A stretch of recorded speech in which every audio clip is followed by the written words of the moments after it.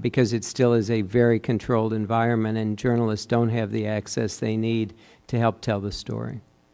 As I mentioned at the beginning, as you mentioned in your statement, we commend our ambassadors showing up and witnessing firsthand some of the peaceful protests that are going on. Let me just ask you a question about kind of the ability of the embassy to be able to interact with the Syrian government during this difficult time. I mean, does the ambassador have access to the president, to President Assad? Who, you know, if there are people that are disappeared and we're trying to raise the issue, is the Syrian government, you know, listening to, giving us the ability to be able to communicate that, or have we been cut off at this point? I think the answer to that is that Ambassador Ford has on occasion been able to meet with President Assad, but he certainly met with people and does meet with people in the government and in the President's office on a regular basis. Whether they listen to him is another question, but you know, one of the things that's I spoke with him yesterday morning, and one of the things that's quite clear is the constant raising of specific cases which he's doing, including some elderly prisoners and others with humanitarian needs, has had an impact. He was very adamant and very persistent in pushing for the June 27th meeting of the opposition, which in the end was permitted to take place. I think the ambassador played a role in that. And again, visits like the visit to Hama last week send a signal to the Syrian people that we understand their plight and that we stand beside them and behind them as they try to demonstrate peacefully for a democratic transition. Do we have any reason to believe that within the government that there's varying points of view and some concern over the tactics of the security forces? I mean, is there, or, you know, I mean, do we see that there are some people that are beginning to, who have been associated with President Assad, who are beginning to rethink their position or express concern that maybe they're going down the wrong road here? You know, I think no government is a monolith, and our assumption is, I can't give you chapter and verse, but our assumption is that what in April or even May people may have assumed was a short-lived resistance or protest movement has now evolved into something much more significant. If you look at the map and you see the various dots on that map, those are all the places all over the country where people have demonstrated. This is not just happening in one sector, one corner of the country. And so I would imagine if people are reality testing in the Syrian government, they're beginning to realize that this is a widespread movement representing deep dissatisfaction with the way the government's operated for a long time, and that it is not about to abate. And so my estimate would be that there are those discussions going on with the government. And amongst the Syrian people, do we believe that that everybody knows what's going on? I mean, do we think that the Syrian people, by and large, you know, as a group, understand the brutality of their government? Do they, or are there any differences along ethnic or sectarian or geographic or class lines in terms of how the people are responding to what's unfolding? I think that really two bits of what you've asked there. One is I do think people are aware of what's going on, probably to varying degrees. The media is certainly tightly controlled, but we do live in the internet age, and people have amazing resilience and ability to ferret out the facts of what's happening. And so the images they see on their cell phones or on their computers are the images of their fellow countrymen being beaten up by the police and by security forces. So I do think people are well aware, and that explains in some way why there is this protest movement that's spread from one end of the country to the other. There are, to be sure, divisions within the society, but I think at this stage, you know, I can't characterize exactly how this group or that are feeling, but there is certainly a deep dissatisfaction by a broad swath of the population, a sense that, again, people's dignity hasn't been respected, they haven't been allowed to participate in a meaningful way in the political life of their country. The economic opportunity is, in some respects, limited. And so I think there is a growing sentiment that things have to be fundamentally different. You mentioned the role the United States plays within the United Nations. We're a member of the United Nations Security Council. In your opinion, should the situation in Syria be referred to the International Criminal Court? Should President Assad and members of the Inner Circle be indicted on charges of committing crimes against humanity?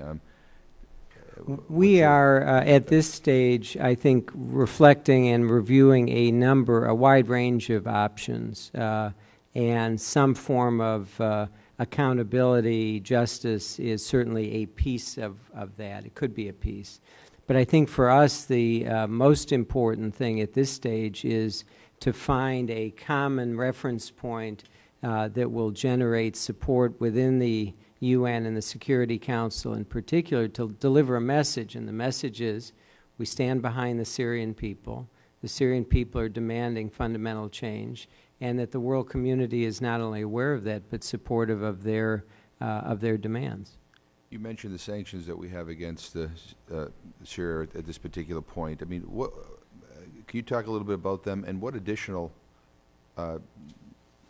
tools or levers do we have at our disposal to increase the pressure on the government to stop the killing? Well, as you know, we on May 19th, May 18th, President Obama signed an executive order that imposed sanctions not only on President Assad, but a number of senior government officials who were responsible for the abuses. The Vice President, Prime Minister, Ministers of Interior, Defense, head of the Syrian Military Intelligence, Director of the Political Security Directorate. So we have done quite a bit. We're constantly reviewing that list and trying to explore whether there are other kinds of sanctions that we can employ, and we are open to that discussion going forward. You know, I talked initially in my opening statement about the refugees that are fleeing into Turkey, and I wonder if you might want to comment on the relationship between Turkey and Syria and the unrest, and how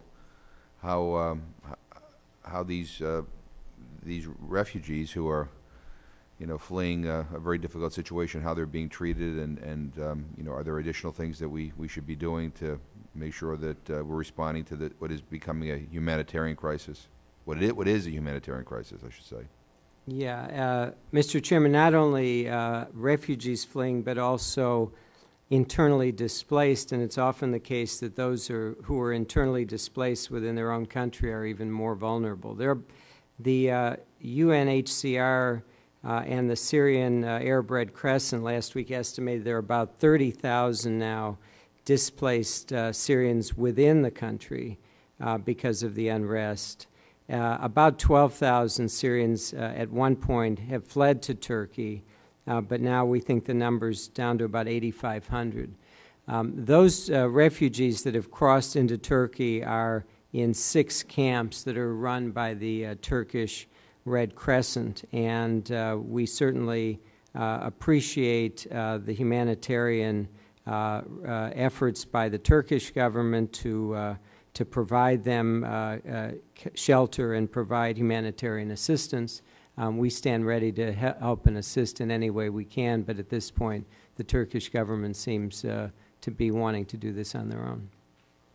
Well, you know, I think for this commission, the interest is in how we can better support the plight of the Syrian people, those who are engaged in peaceful protest.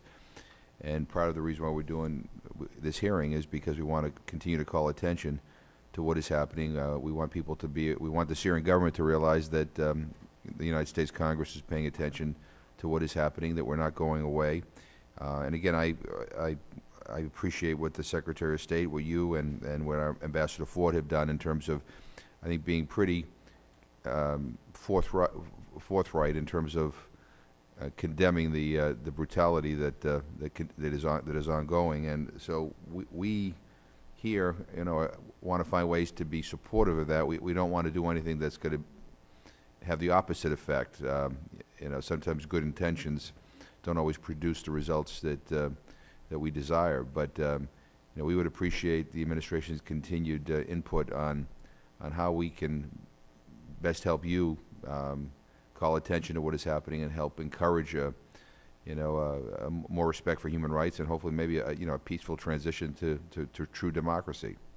Well, Mr. Chairman, I want to commend you for holding this hearing. I think the act of raising the public profile on these issues, expressing our concern about the violent disruption of peaceful demonstrations is an important piece of what we need to do. I think we're all mindful of the fact that the ultimate outcome here is in the hands of the Syrian people. But this is a moment where we can help amplify their voices, provide protection, as I think Ambassador Ford did last week, by standing with them when they demonstrate peacefully, and recognizing that this is a critical moment for Syria, and we need to be providing whatever support we can to Syrians who are trying to promote a democratic transition.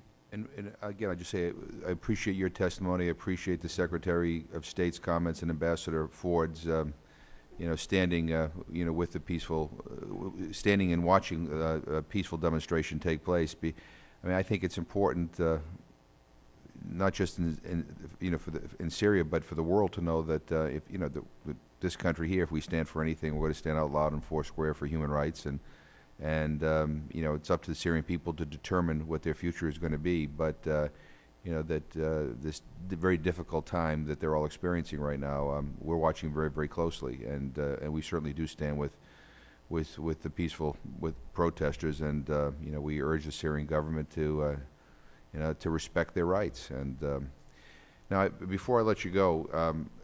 This is a little bit off topic, but we did a hearing not too long ago in this commission on Bahrain, and I know you were just in Bahrain, and I'm curious what your assessment of the situation is there, and maybe you can tell us how it compares to what you're seeing in Syria.